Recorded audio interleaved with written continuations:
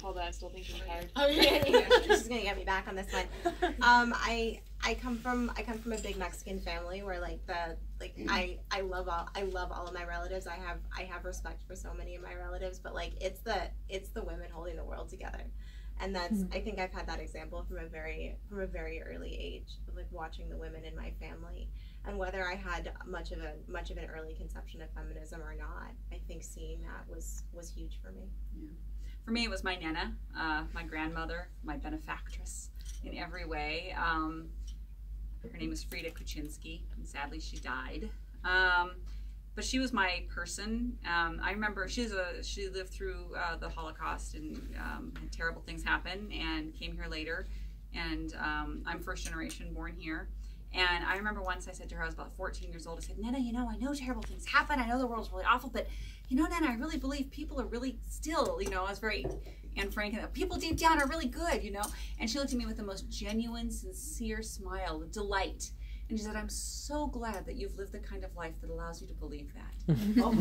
And it was true. She was thrilled that I was ignorant of what she knew to be the truth, Like, my grandmother was a person who could hold ambiguity so beautifully, And I think that's something that's missing a lot in sort of a divisive sort of culture, is the and.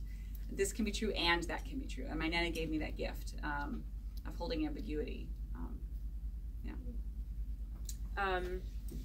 So my mom has been someone who throughout my life has really taught me about all the different, and not by sitting down and teaching me, but just by watching her exist and move through the world. She's taught me a lot about the different kinds of strength that exist and the different kinds of love that exist. So she's been my person for, I like how you said that, she's been my person for a long time. She's gone through a lot of really hard times, and she's still, I really admire people who can go through hard times and remain soft and remain open and loving and still see beautiful things in the world.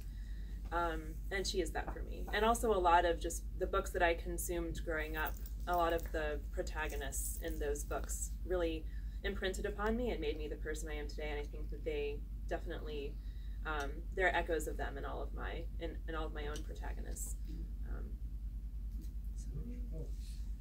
Which